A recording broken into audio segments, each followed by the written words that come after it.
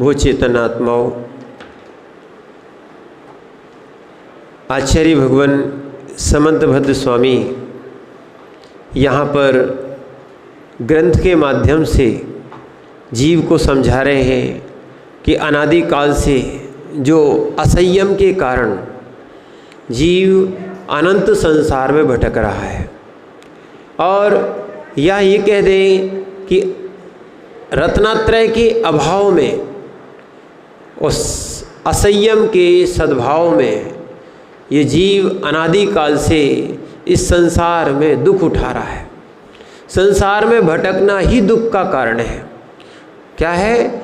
और दुख वास्तविकता में रागादि परिणामों से ही बांधे जाते हैं। रागादि परिणामों से कर्म बांधे जाते हैं और कर्मों से संसार बंध के चलता है। अन्यथा जीव का स्वभाव तो ऊर्ध्वगमन है। जीव का स्वभाव से ही ऊर्ध्वगमन है। जैसे अग्नि की लौ हमेशा ऊपर की ओर ही जाती है, ऐसे ही जीव का स्वभाव ऊर्ध्वगमन है। पर उसको संसार में बांधने वाला कोई है तो रागादि परिणाम है, वो जीव के द्वारा ही कृत है। विभाव भाव जीव ने किए, अन्यथा ये कर्म पौद्गलिक है। पुद्गल भी स्वतंत्र है और आत्मा भी स्वतंत्र है, पर इस स्वतंत्रता का बोध जब होता है, यह स्वतंत्रता जब आती है जब पुद्गल शुद्ध रहे या जीव शुद्ध रहे, तब ये स्वतंत्र होते हैं। बाकी तो संसार में भले लोग कह दें कि हम स्वतंत्र हैं, वे स्वतंत्र नहीं है, वे स्वच्छंद है। कैसे हैं? पुण्य के योग में पाप का आश्रय कर रहे हैं। पुण्य के योग में पाप का आश्रय कर रहे हैं। इसको बोलते पापानुबंधी पुण्य, यानी पुण्य का उदय चल रहा है, वो पाप का अनुबंध किए हो। और एक ऐसा भी होता है, क्या? पुण्यानुबंधी पाप के उदय में भी अगर समता परिणाम रखे जाएं, व्रत आदि धारण किए जाएं, तो वो भी जीव पाप के उदय में भी पुण्य का अनुबंध कर लेता है। इसका आपको दृष्टांत दें, जैसे हो सकता है आपके कर्म का विपाक का उदय आ गया और कोई ना कोई रोग हो गया, संयोग हो गया अनिष्टों का, या वियोग हो गया, या कोई आपत्ति आ गई, उपसर्ग आ गया, उसके समय आप समता से धर्म ध्यान कर रहे हैं।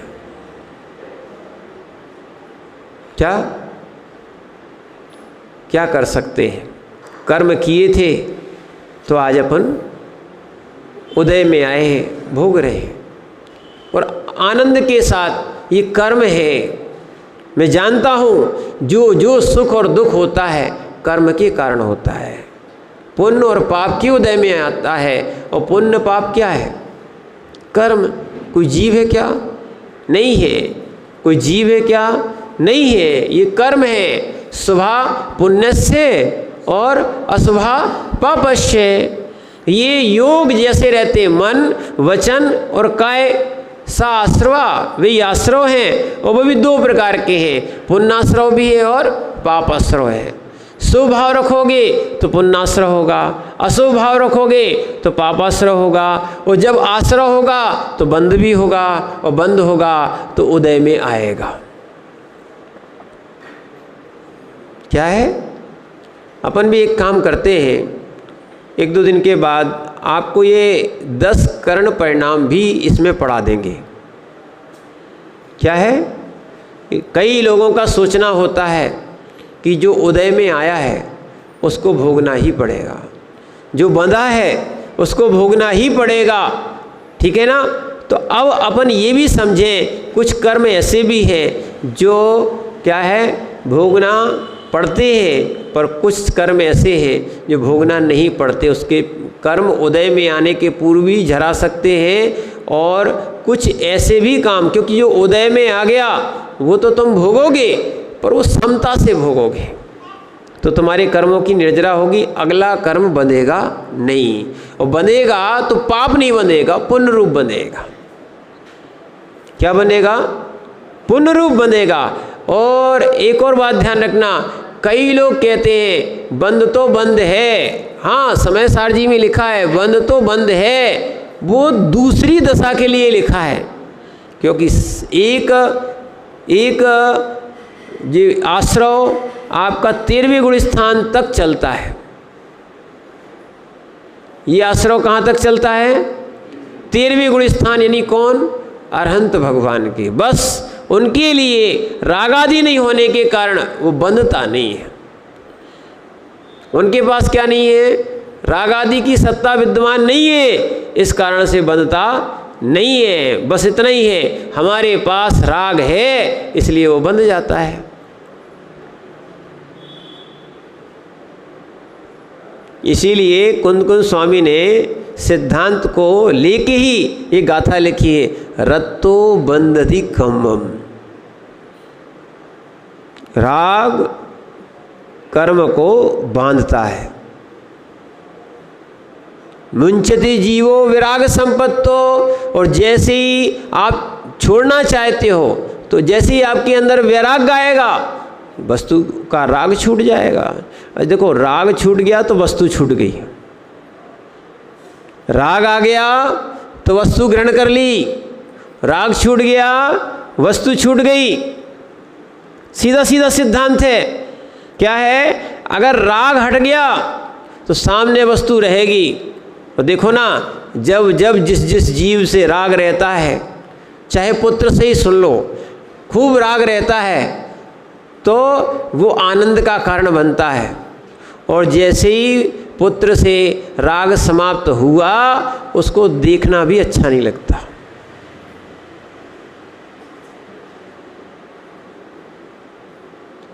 और दूसरी चीज़ देख लो बबलू भैया, आपने कोई कपड़ा जब तक दुकान में रखा था, खूब सेवा की, खूब लाए, खूब देखा, और जैसे बेच दिया फिर उसको ग्रहण करते क्या? राग खत्म। व्यापारी यही कर रहे हैं। आपको धन मिल गया, वो राग कहाँ पहुँच गया? धन में। बस अपना काम शुरू हो गया, अपना काम हो गया, बस अपन को तो माल बेचना था, इसलिए उसकी सुरक्षा चल रही थी, सेवा चल रही थी। और जैसे ही धन आया, उद्देश्य ही धन रखा था, उद्देश्य कपड़ा नहीं था, उद्देश्य क्या था? धन। धन जैसे ही मिला वस्तु छोड़ दी, और जैसी वस्तु छोड़ दी अब उसके ऊपर राग रहा क्या? इसीलिए जैसे ही राग छूटता है वस्तु छूट जाती है।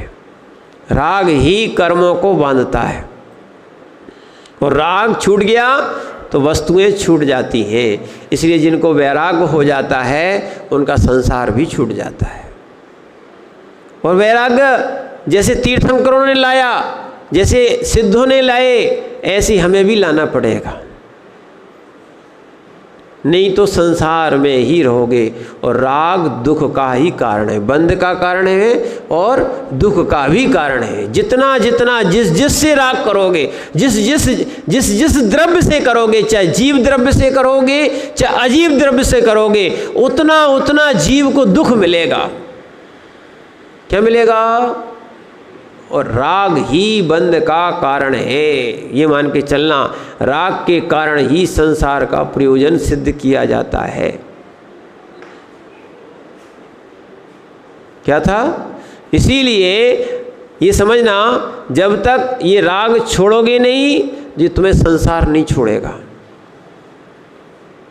राग छोड़ दोगे संसार छोड़ देगा।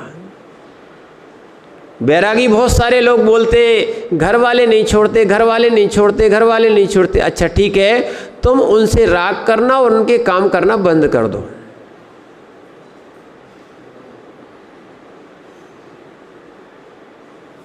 क्या है? प्रैक्टिकल बता रहे। जो कहते हैं ना बहुत मानते हैं, बहुत माने स्नेह करते हैं, ठीक है, वो स्नेह कहीं दूसरी जगह का है। बस आप क्या है, वो सारे स्नेह के कारण बंद कर दो। माने बैर नहीं रखना, मध्यस्थ हो जाओ। उनके राग की आपसे पूर्ति नहीं होगी, देखना दूसरे तीसरे दिन दूसरे तीसरे दिन आपको वैराग्य की ये झलक दिख जाएगी और आप उनके पूरे राग की पूर्ति करते रहे, सो वो आपको हाथों पे लिए, हाथों पे आपको नहीं लिए, वो अपने स्वार्थ को लिए। जैसे फ्रिज में रखा हुआ नींबू,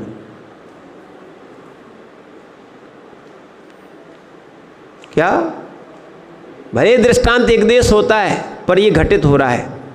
नींबू का रस निकल जाए फिर फ्रिज में रखो, बोले कचरे रखने के लिए थोड़ी लाए थे,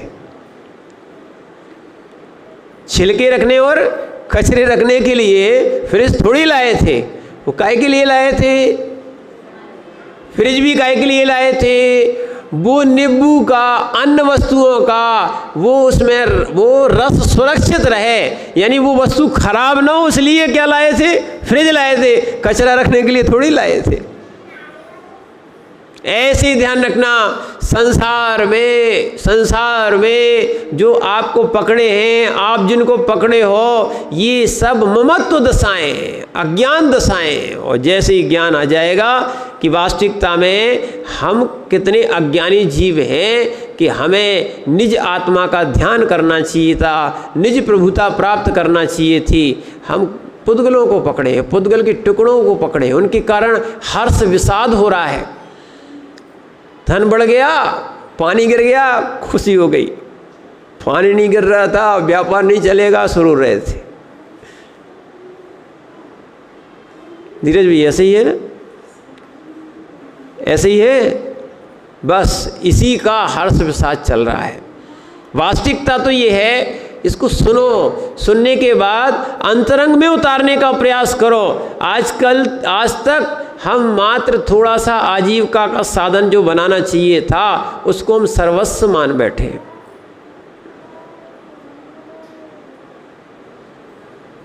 ये साधन है, साधकतम साधन नहीं है। साधकतम साधन नहीं है, साधकतम साधन निज आत्मा ही है। ये साधन है, ठीक है, शरीर आदि साधन है, ये साधकतम साधन नहीं है। साधकतम साधन तो निज आत्मा का स्वयं का उपादान है। चर्या भी, व्यवहार चारित्र भी साधकतम साधन क्या है? होगा, पर अभी वर्तमान में उपादान ही साधकतम साधन है जीव का, बाकी और कोई साधकतम साधन नहीं है। जिससे कार्य हो और जिससे कार्य निश्चित हो, वो साधकतम साधन। इसको आपको बताया था सहकारी कारण, कार्यकारी कारण। क्या? ये धर्म, अधर्म, आकाश, काल, ये द्रव्य बताए थे चार, ये पुद्गल और जीव के लिए सहकारी कारण है, सहकारी कारण है। चलने आदि, रुकने आदि, अवकाश आदि और परिणमन आदि में काल सहकारी साधन है, ठीक है। और कल बहुत अच्छी बात भी आई थी, क्या है?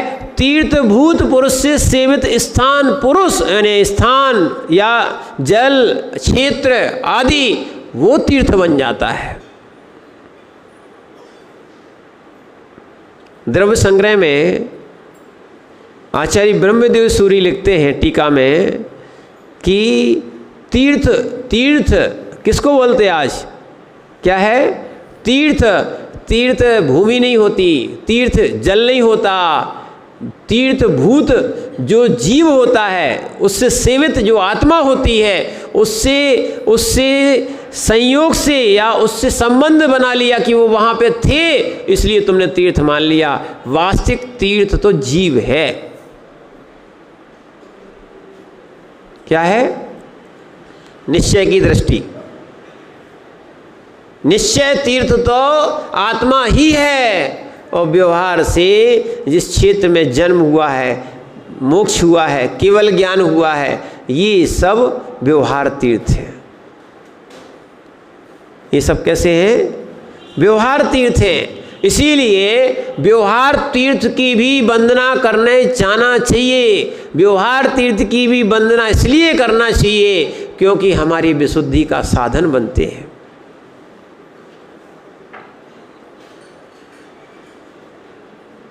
एक और ध्यान रखना, अभी मूलाचार में 10 प्रकार के सत्य बताए। कितने प्रकार के? 10 प्रकार के सत्य। आपने तो एक ही सत्य को सत्य माना होगा, तो 10 प्रकार के सत्य में लोक सत्य, जनपद सत्य, इसको भी सत्य माना। क्या है?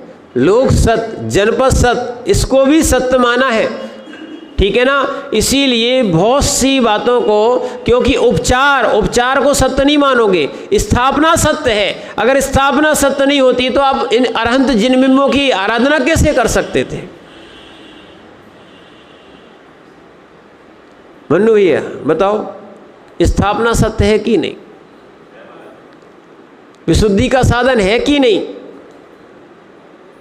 विशुद्धि का साधन है कि नहीं? राकेश भैया, जिन बिंब का दर्शन करना, उनकी आरती पूजा आदि करना, जिन बिंब का दर्शन आदि विशुद्धि बढ़ाता कि नहीं? हम तो कह रहे क्षेत्र भी व्यवहार है, ये सब व्यवहार से भी मानना। पर वास्तविकता में जैसे ही मंदिर के अंदर प्रवेश करते हैं, उस कुछ अलग अलग सी ही अपन को अनुभूतियां होने लगती हैं।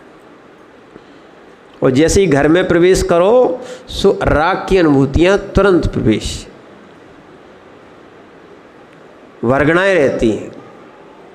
और अपना जहाँ जाते वहाँ का प्रयोजन अलग होता है। सत्य तो यही है, जैसा प्रयोजन होता है वैसा कार्य दिखता है। जैसा प्रयोजन होता है वैसा कार्य भी होता है। यहाँ दर्शन पूजन का प्रयोजन था, सो यहाँ की देहरी तक पूज्य हो गई। भगवान पूज्य है सो है ही, क्या मिथ्या तो ही कह देना इसको। 9 प्रकार के देवता होते कि नहीं? क्या है? 9 प्रकार के देवता होते हैं। कौन कौन से? जिन चैत्यालय, आधार आदि संबंध होने के कारण। ऐसी ध्यान रखना, पूज्य तो आत्मा है, पूज्य तो आत्मा है। अभी एक चल रहा था, अभी एक विषय कर्मकांड में चल रहा था। मन्नू भैया, आत्मा ज्ञायक होती कि नहीं? आत्मा ज्ञायक होती कि नहीं? होती है ना? नथुलाल जी, शरीर ज्ञायक होता कि नहीं? शरीर ज्ञायक है कि नहीं? ज्ञायक शरीर होता कि नहीं? बहुत बढ़िया, इसीलिए तो आज विषय सुनना था। सचिन भैया, अब आप ही बता दो, क्या होता है? ज्ञायक शरीर भी होता है। नथुलाल जी, क्या है? कर्मकांड में लिखा है भाई, हम कर्मकांड की गाथा ही पढ़ के आ रहे हैं। ज्ञायक शरीर, ज्ञायक शरीर, ज्ञायक शरीर। और ज्ञायक शरीर नहीं होता, पूज्यता शरीर में नहीं होती, तो तुम पूजते ही क्यों?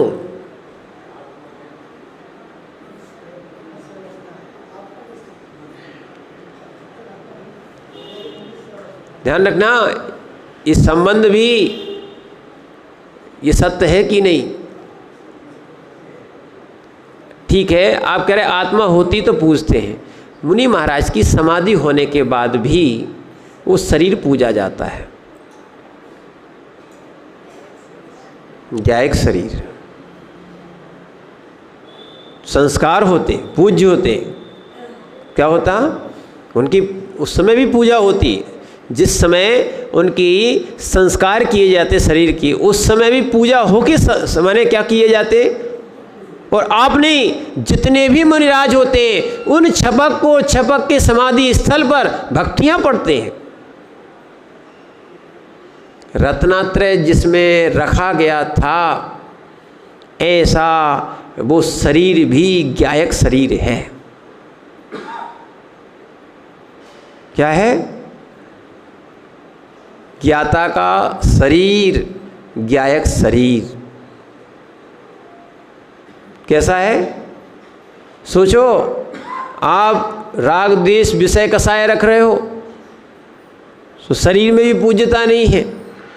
और जो जीव आत्मा में ज्ञान दर्शन यानी रत्नत्रय को रख रहा है, वो या ये 8 मूल गुण, अष्टमूल गुण या प्रथमा आदि या आगे बढ़ते जाओ तो 28 मूल गुण धारण कर रहा है, वो आत्मा धारण कर रही है, उसके कारण शरीर भी पूजा जा रहा है।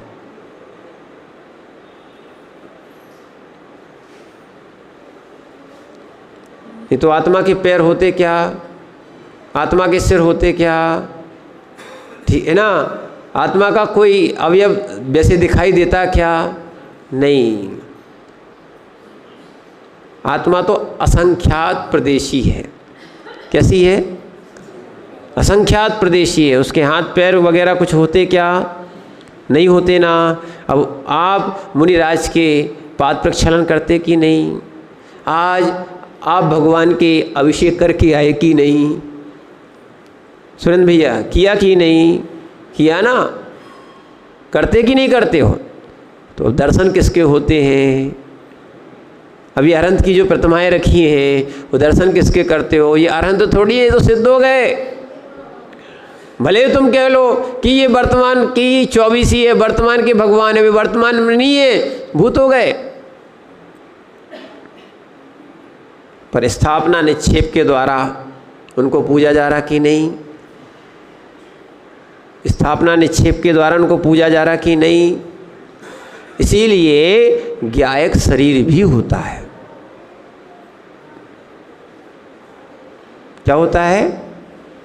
ज्ञायक शरीर भी होता है, क्योंकि संयोग रहा, संबंध रहा, इसलिए उसमें पूज्यता आई। क्या आई? इसीलिए उसमें पूज्यता आई।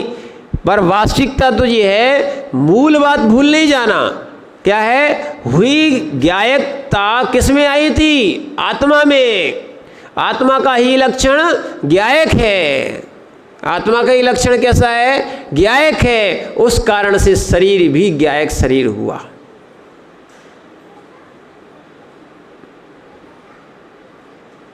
जो कर्म प्रकृतियों के बारे में जानता है, ठीक है ना, भले वर्तमान में नहीं जान रहा हो, पर उसने जान लिया है, उसके शरीर को ज्ञायक शरीर, आगम द्रव्य कर्म और ज्ञायक शरीर भी कहते हैं। इसीलिए ध्यान रखना, जो ग्रंथ है, इस ग्रंथ में मात्र ये द्रव्य श्रुत है, भाव श्रुत नहीं। जो भगवान ने बोला था वो इसको मात्र अक्षरों के माध्यम से लिपिबद्ध कर लिया। क्या किया? अक्षरों के माध्यम से लिपिबद्ध कर लिया, क्योंकि शब्द भी पौद्गलिक है कि नहीं? शब्द भी पौद्गलिक है। उन शब्दों से बने गए ग्रंथ मंत्र पूज्य कि नहीं? बताओ, आप पुद्गल को कैसे पूज रहे हो?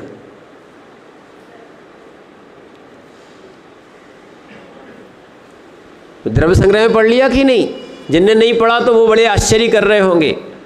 शब्द पुद्गल की पर्याय है कि नहीं? द्रव्य संग्रह में बोला, इस लोग सुनाओ।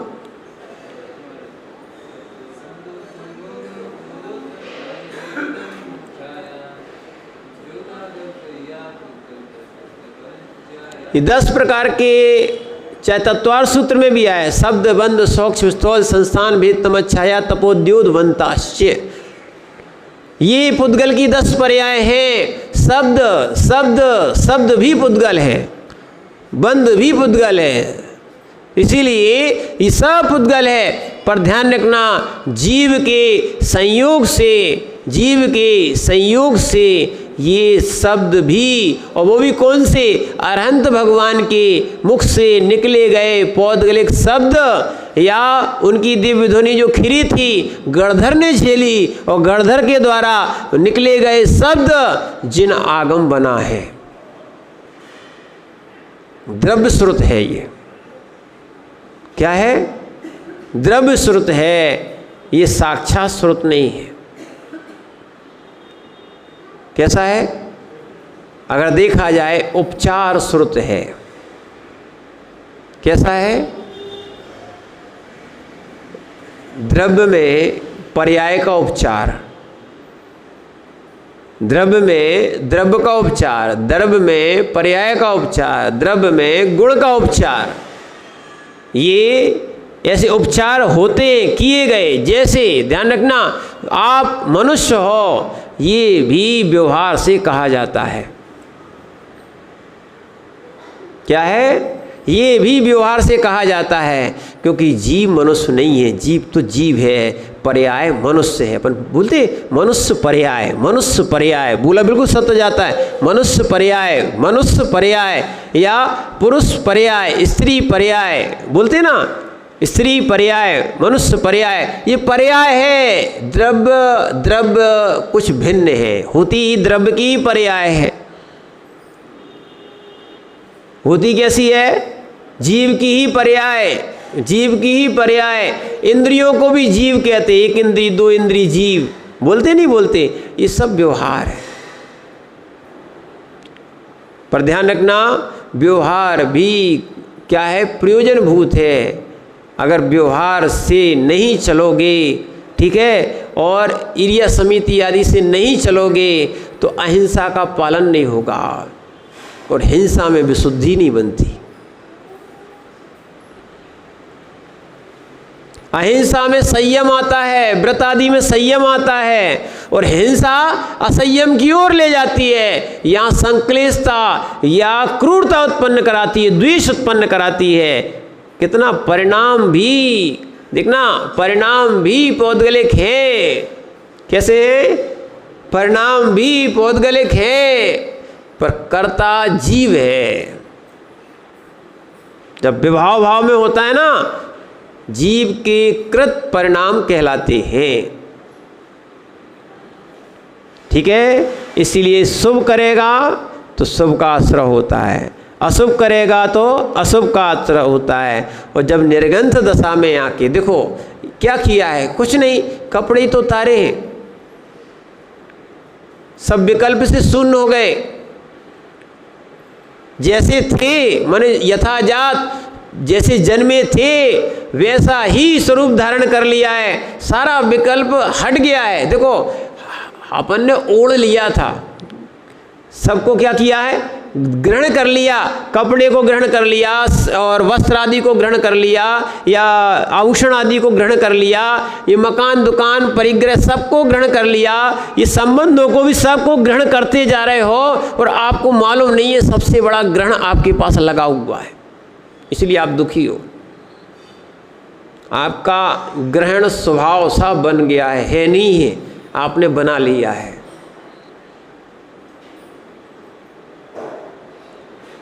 और आपको मालूम है शरीर भी ग्रहण करता है, जितना ग्रहण करता है उतना बाहर भी निकाल देता है, रखता नहीं है।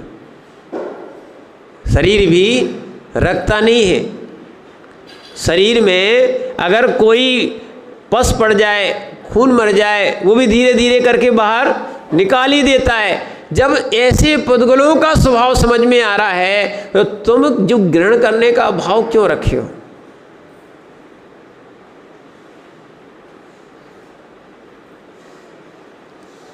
और जब ये चीज़ समझ में आ जाएगी, तब लगेगा कि वास्तविकता में राग के कारण जीव ने ग्रहण किए, और इसी कारण से कई लोग व्रत लेते हैं, और जैसे किसी ने पुण्य के उदय में, कसाय की मंदता में जीव ने संयम को लिया, उस संयम लेने के बाद कुछ अतिचार के भी भाव आने लगते हैं। क्या आते हैं? ऐसा नहीं मानना कि व्रत लेने के बाद भाव नहीं आते, आते हैं, पर उन भावों को पुरुषार्थ पूर्वक रोकना ही सही पुरुषार्थ है, सम्यक पुरुषार्थ है। तो इसीलिए आचार्य महाराज यहाँ पर अतिचार की बात कर रहे हैं। क्या, किसकी बात कर रहे हैं? अतिचार। यानी 96 नंबर के श्लोक में आचार्य महाराज कह रहे हैं ये अतिचार व्रत धारण करने का मूल उद्देश्य क्या होता है? रागादि भावों पर नियंत्रण करना। व्रत धारण क्यों किए? मूल अगर कर्मों में कोई विशेष कर्म है जो संसार में घुमाने वाला है, कर्मों में कोई राजा अगर कहा जाए तो वो है मोहिनी कर्म, मोह राजा। कौन सा है? खुश हो गए आप तो? क्या है? हमें शब्दों से भी राग है। पुद्गल की पर्याय है, उससे भी राग है। कौन सा? माने शब्दों से भी मोह कर बैठे। कितनी हमारी अज्ञानता। शब्द भी अच्छे सुनना, शब्द भी निज आत्मा नहीं, पुद्गल एक है। पर इसलिए राग कर लो, अच्छा है कि हमारी विशुद्धि का कारण बनता है। किसका कारण बनता है? मंत्र भी हमारी विशुद्धि का कारण बनते हैं। मंत्र भी, स्वाध्याय भी, स्तोत्र भी, ये शब्द हमारी विशुद्धि का कारण बनते हैं। इसलिए हमसे राग नहीं, अनुराग करते हैं। राग तो अशुभ में जाता है, अनुराग शुभ में जाता है। पारस भी अच्छे सुनो, राग अशुभ में जाता है। अगर इन पार्श्वनाथ भगवान से राग हो गया, ठीक है, राग हो गया तो हो सकता है बगल में खड़े हुए शांतिनाथ भगवान भी हैं, मल्लीनाथ भगवान भी हैं, ऊपर नेमीनाथ भगवान भी हैं, फिर आप उनको नहीं देखोगे। क्या है? नहीं देखोगे आप। इसीलिए राग नहीं, अनुराग होना चाहिए। क्या होना चाहिए? अनुराग होना चाहिए। इसीलिए यहाँ व्रत धारण करने का क्या प्रयोजन है? रागादि भावों पर नियंत्रण करना। व्रत धारण क्यों किए जाते? रागादि भावों पर नियंत्रण करना। और जो रागादि भावों पर नियंत्रण नहीं करता है वो काय का व्रती। भाव बिरदो ही बिरदो, दब बिरदो सुगति ना होई। भाव वृत्ति ही वृत्ति है और द्रव्य वृत्ति मात्र बन गया, उसकी सुगति नहीं होती। ऐसा मूलाचार्य जी में लिखा है।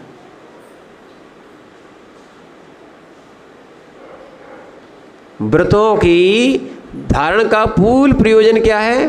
रागों पे नियंत्रण करना, राग भावों पर नियंत्रण करना।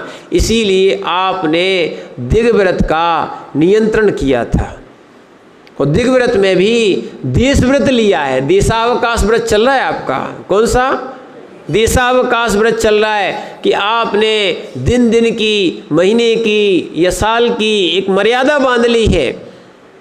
बांध ली ना? मर्यादा बांध ली है। तो इस मर्यादा के कारण आपको ध्यान रखना, आपको क्या है? पाप का आश्रय नहीं होगा। और अगर मन भटकने लगा, वो कैसे भटकता है? तो वो अतिचार में आता है। बार बार मन वहाँ जाता है। जब बार बार मन जाने लगे तो समझना अब अतिचार हो रहा है। क्या हो रहा है? इसलिए अतिचार ना लगे, विशुद्धि बढ़ाओ। अनंत बार खाया, अनंत बार भोगा। स्टोपदेश में आचार्य महाराज लिखते हैं, भुक्तुर्जिता महोर मुहान मया सर्वेपि पुद्गला। क्या है? भुक्तुर्जिता महोर मुहान मया सर्वेपि पुद्गला उच्चिष्ठेस्वी तेजस माँ विज्ञस्य का स्प्रहा। यानी जो जितने भी संसार में पुद्गल हैं, है ना, या पंचेंद्रिय के भोग हैं, इस जीव ने बार बार भोगे हैं। मया, मेरे द्वारा बार बार भोगे गए। सर्वे भी पुद्गला। नहीं तो आप सोचते हो अभी हमने मैगी नहीं खाई, नई नई विषय आने लगे ना, नई नई चीज़ें आने लगी। अब लोग जो है ना वो रोटी का स्वाद भूल गए। क्या हो गया? ये अभक्ष खाना शुरू कर दिया, रोटी कौन को अच्छी लगेगी? समझना। और जब अभक्ष खाने लग जाओगे, एक और ध्यान रखना, जो व्यक्ति शराब का सेवन करता है या जो व्यक्ति मांसाहार का सेवन करता है, उसकी बुद्धि विक्षिप्त हो जाती है। एक और ध्यान रखो, ये सोमदेव सूरी ने उपासका अध्ययन में लिखा है, जो व्यक्ति मांस खाते हैं उनकी वासनाएं बढ़ती हैं। क्या खाते हैं? सोच लो, असंयम क्यों बढ़ रहा? सामने दिख रहा है। किसी ना किसी बहाने आपको त्रस जीवों का कलेवर दिया जा रहा है। पहले इतने भोजनालय, होटल नहीं होती थी, इतनी वस्तुएं उपलब्ध नहीं होती थी जो आज पैकेटों में पैक होके आपको मिल रही हैं। ये सब भले ही शुद्ध बना के दी जाएं, पर इनकी काल की मर्यादा निकलने के कारण ये भी जिनागम में अभक्ष कही गई हैं।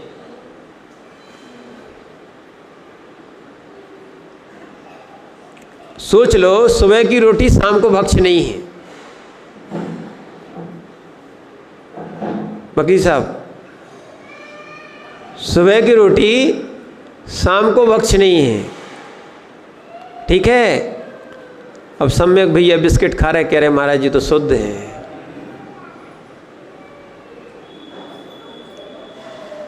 क्या कह रहे हैं? बिल्कुल शुद्ध घी से बनाए हैं। कितने दिन पुराने ये भी देख लो, चाहे बड़ी हो चाहे पापड़ हो, ये पुराने हुए क्या हो गए? अभक्ष हो गए। और जितनी अभक्ष वस्तुएं खाओगे, इनसे वासनाएं बढ़ती हैं, क्योंकि इनमें त्रस जीव हो जाते हैं। एक और ध्यान रखना, अभी आप लोगों ने शायद समझा नहीं है। देखो, आपके घर में भी चक्कियाँ हैं, आप चाहो तो 3 दिन की मर्यादा का वो आटा रख सकते हो, प्रयोग कर सकते हो। और जो नहीं कर रहा है, ध्यान रखना, उसमें त्रस जीव हो जाती, इसलिए निषेध किया है। अभक्ष हो गया, सीधा अभक्ष कहा है। क्या दिक्कत है? ना तो ज़्यादा पिसता है, छोटी चक्की है, ना पीसो, मर्यादा की कर लो।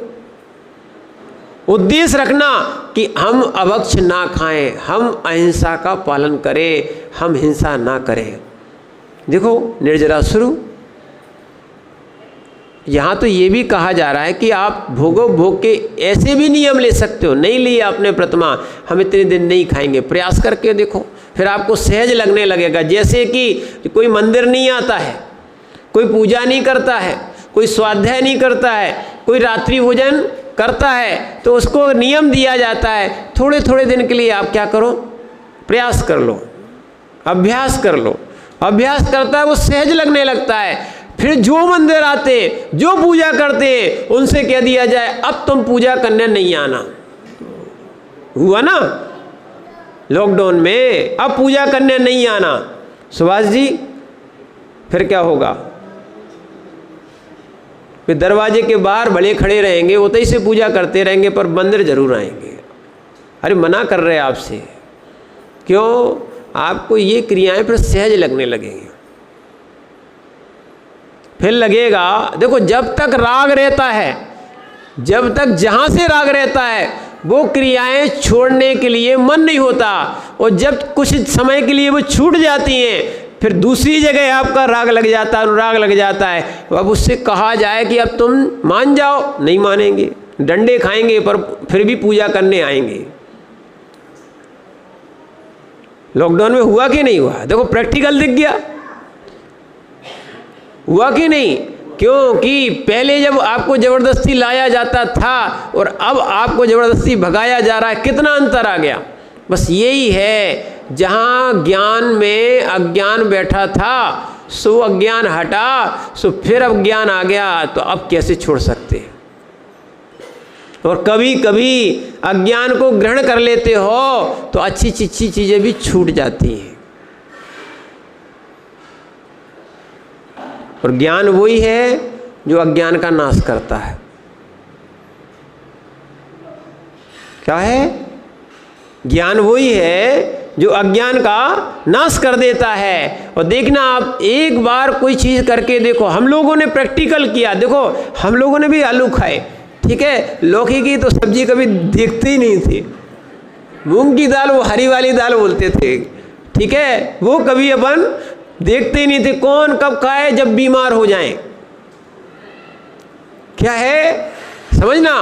और जब देखना, जब अभ्यास किया, ये रहा मुनियों की संगति का असर, थोड़ा थोड़ा त्याग कराया, कर दिया, और कर दिया तो फिर अब खाना पड़ा। खाते खाते क्या हो गया, अब वही चीज़ अच्छी लगने लगी जो खराब लग रही थी। देखो द्रव्य भी वही था, मनुष्य भी वही था, जीव द्रव्य भी वही था, सब कुछ था, बस धारणा बदली है। स्थान भी वही है, आप भी वही हो, द्रव्य भी वही है, ठीक है, बस धारणा बदल जाती है। सो एक रागी बैरागी बन जाता है। और कभी कभी किसी के चारित्र मोहिनी कर्म का उदय आ जाता है और ऐसी धारणा बना बैठता है वो कर्म और स्वयं कि वो चारित्र को छोड़ के भी असंयम को ग्रहण कर लेता है।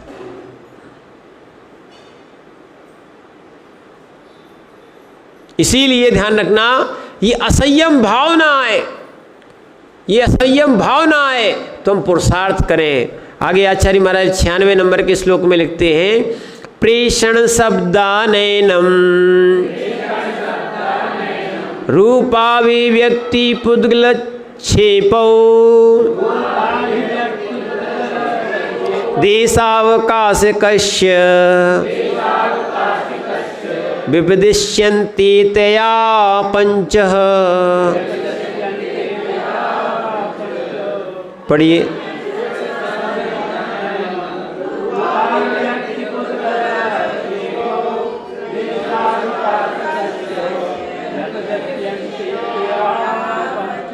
जिन्होंने देशावकाश की मर्यादा ली है, ये ले सकते हो, लेना चाहिए। अब आपको एक नई चीज़ बताएं, जब आपने पूजन की है, पूजन में भी जब तक हम पूजन करेंगे उतनी क्षेत्र की मर्यादा ले लो, इतने क्षेत्र के बाहर नहीं जाएंगे। होता है सामायिक जब की जाती है उतने क्षेत्र के बाहर नहीं जाना चाहिए, है ना। और नहीं तो कई लोग अभी बता रहे, वो होता है, कई लोग महाराज सामायिक पे बैठे, वो सामायिक पे ही आएंगे, हमें आशीर्वाद भी चाहिए, दरवाज़ा भी खोलो, वो बैठे रहेंगे, ठीक है ना। तो वास्तविकता तो ये है, अगर महाराज ध्यान कर रहे हैं, आपकी वैयवृत्ति सबसे बड़ी वही है कि आप जब तक महाराज ध्यान से ना उठें या सामायिक से ना उठें, तब तक आप उनके लिए कुछ बाध्यता ना बनाएं, ना करें। क्यों? अगर माना कि उस स्थान को छोड़ते हैं तो भी अतिचार लगता है। पूजा कर रहे हैं आप अपना व्यवस्थित बना लें, और देखो अब बहुत सारी बातें यहाँ लगेंगी, तो आप अपनी पूजा किया है, पूजा संबंधी तो उच्चारण करो, पूजा में अन्य बातें न सुनो न बोलो, ठीक है ना। ऐसी देशावकाश व्रत की यहाँ पर कह रहे हैं, प्रेषण शब्दानैनम, स्वयं मर्यादित देश में रहकर तुम ये काम करो। क्या है? ऐसा देशावकाश के माने मर्यादा की है। और प्रेषण शब्दानैनम, देखो बहुत सारे काम आज वर्तमान में हो रहे हैं, ये अतिचार में भी आते हैं। कैसा? भेजना, स्वयं तो नहीं जाना, दूसरे को भेज दिया, हमारा नियम है तुम चले जाओ।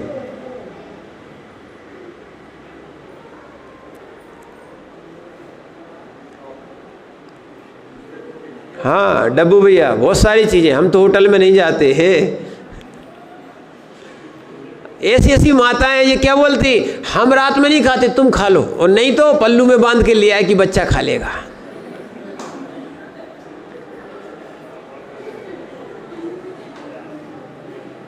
क्या है? नहीं तो कई लोग, सुनना, कई लोग अभी होगा, चिंता नहीं करो आप, तो जब दीपावली आएगी उस दिन फिर देखना, उसका भी एक विचार बताया जाएगा, आप लोग उसको करो, है व्यवहार है, जाना चाहिए, क्या है, जाना चाहिए। व्यवहार है, आप व्यवहारी हो और रहते हो संसार में, ये व्यवहार भी आपके लिए प्रयोजन है। संसार में रहते हो एक दूसरे का, क्योंकि सब एक दूसरे के सुख दुख में जाते हैं, बैठते हैं। सुखी दुखी ना हो पर जाओ, पर जाने के बाद धर्म ना छोड़ो, रात्रि में मत खाना। क्या है, हो जाएगा। देखो, एक हमारे जब ग्रस्त अवस्था में थे उस समय चलता था, सबके यहाँ एक एक प्लेट दी जाती थी। क्या है, आजू बाजू चाहे कोई आए या ना आए, एक ढक के प्लेट देगा उसके यहाँ, और प्लेट पहुँचाई जाएगी, चाहे वो जैन हो चाहे नहीं हो। ठीक है, प्लेट पहुँचाई जाएगी, फिर वो प्लेट खाली नहीं आती।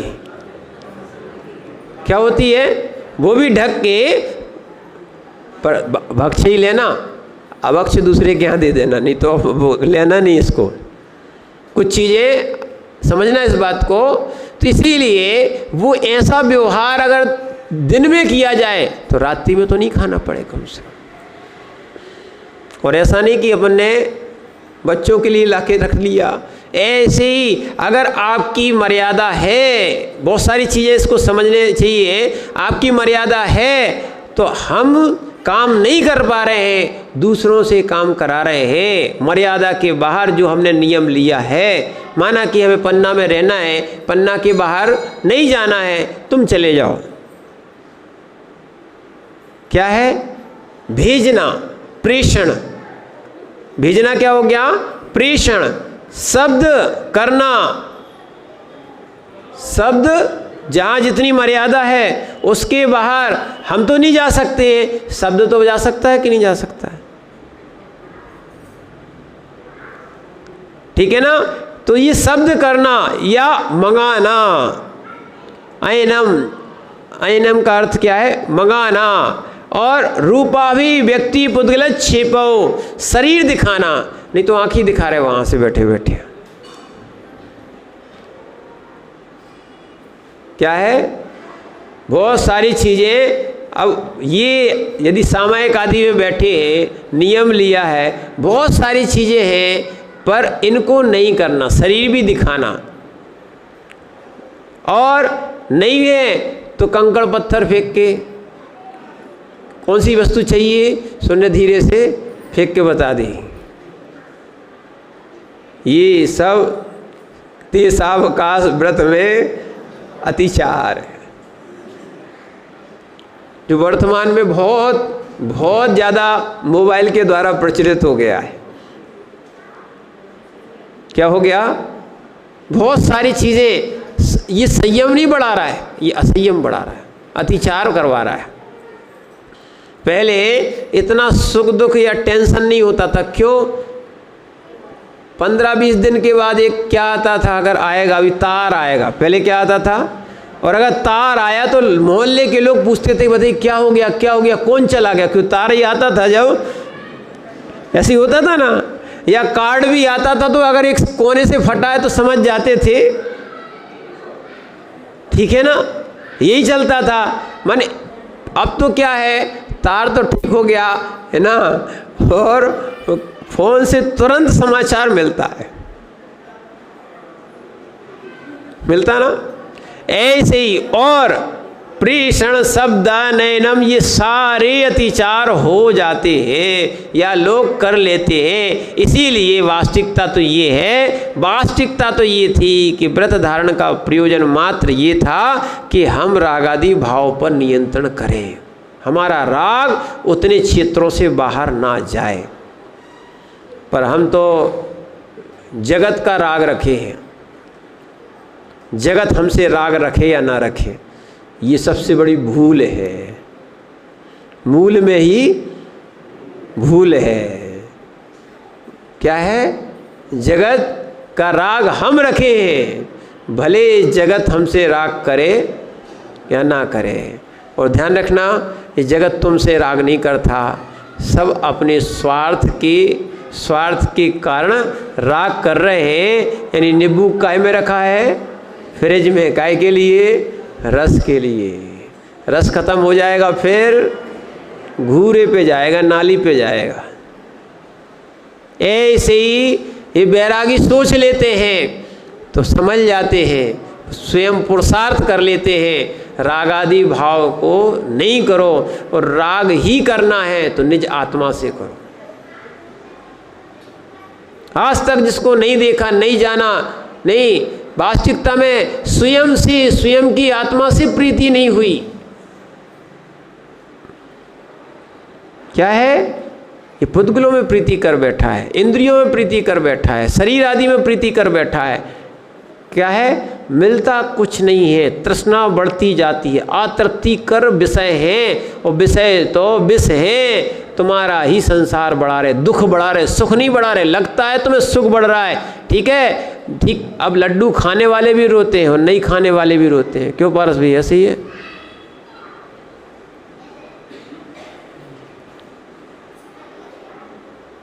लड्डू खाने वाले भी रोते हैं। वकील साहब तुम्हें थोड़ी बहुत बता दिया करो सबको, कम से कम ज्ञानियों को एक बार संबोधन करना चाहिए, अपने पुत्रों को, अपने लोगों को। क्या है? वास्तविकता में पिता वही है, माता वही है, जो कम से कम एक बार सही सलाह तो अपने पुत्रों को देना ही चाहिए। संसार मार्ग, संसार मार्ग, राग का मार्ग, ये संबंधों का मार्ग, दुख का मार्ग है।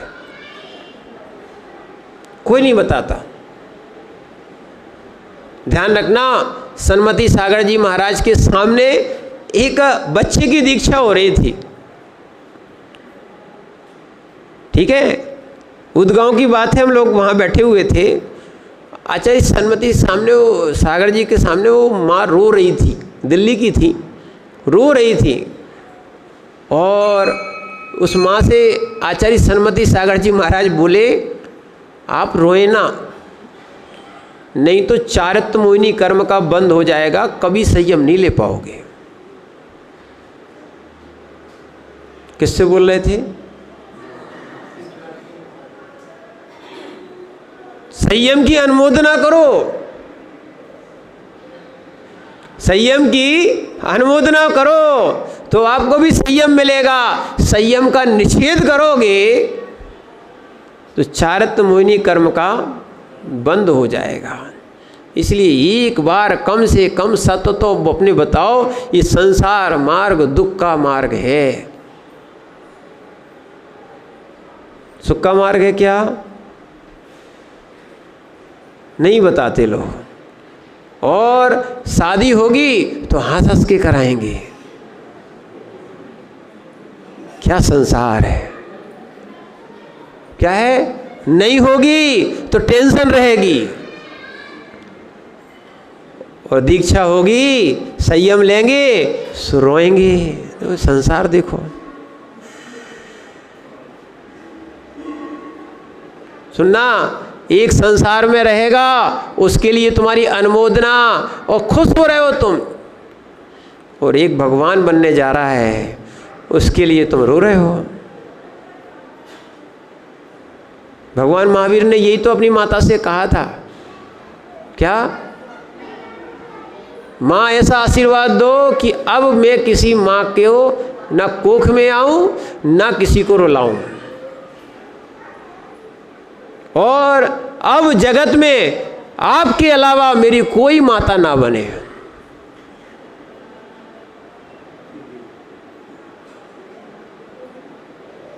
नहीं तो कितनों को माता बनाओगे, कितनों को रुलाओगे। समझो आप बात को।